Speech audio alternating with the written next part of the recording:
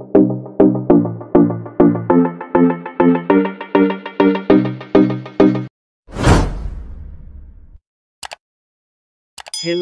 Welcome to my channel. Huwag kalilimutan mag-subscribe, mag-likes at mag-share sa aking mga videos. Ang pag-uusapan natin ngayon ay tungkol sa pagpatay kay ex-PCSO Executive Barayuga. Abay dapat lang naimbestigahan ninyo ito. Kasi hindi hayop ang buhay ng tao. Ang hayop nga inaalagaan natin ng mabuti, ang tao pa kaya.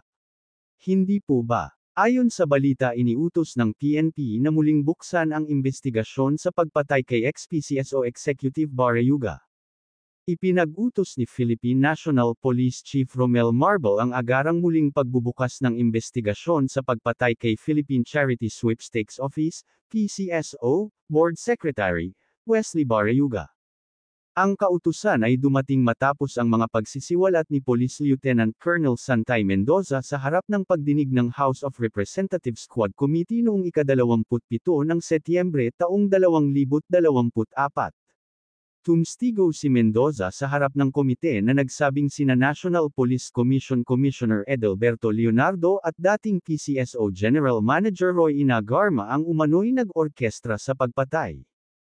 Ayon kay Mendoza, nagbigay ng intelligence si Garma para sa operasyon, na sinasabing target nito ang isang high-value na individual na nauugnay sa iligal na droga.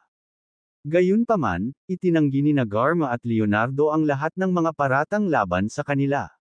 Si Barayuga ay binaril at napatay habang nakasakay sa isang pick-up truck sa Mandaluyong City noong Hulyo taong 2020, ilang sandali lamang pagkalabas ng opisina ng PCSO. Idinagdag ni Mendoza na tinutukan si Barayuga dahil umano sa pagkakasangkot sa ilegal na droga. Gayunpaman, sa pagsisiyasat ng Kamara sa kaso, iminungkahi ni Representative Romeo Acop, Antipolo City, isang miyembro ng Quadcom, na maaaring pinatay ang dating opisyal ng PCSO dahil sa pagtutol sa pagpapalawak ng small town lottery at perya ng bayan operations.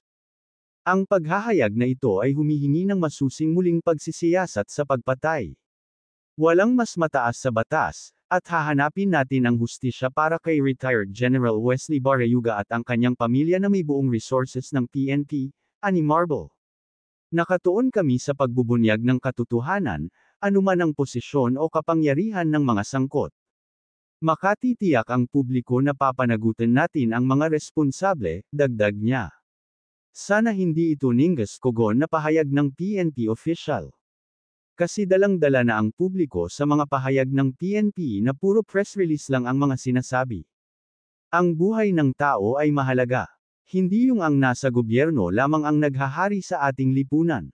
Maski pumatay pa ng tao ang pulis at mga nasa gobyerno ay hindi sila makukulong dahil ang pangatwiran ay nasa gobyerno sila, marami silang connection sa mga tiwaling mga taga-ombudsman, na Pulcom, PNP, mga tiwaling fiskal, mga tiwaling judge at kung sino-sinong kurap sa pamahalaan na kahit nagkasala sa batas, kahit pumatay pa sila ng tao ay hindi sila makukulong, dahil ang katwiran ay taga-gobyerno sila. Katwiran ng mga baluktot at mga kurap na mga tao. May karma sa mga taong hindi gumagawa ng tama, kung napaabswelto man kayo dahil kasabwat ninyo ang mga tiwaling taga-ombudsman, mga tiwaling fiskal, mga tiwaling PNP officials, at kung sino-sinong mga kawatan sa pamahalaan, abay kay Lord wala kayong ligtas mga animal kayo. Hanggang dito na lang ang video na ito. Thank you for watching.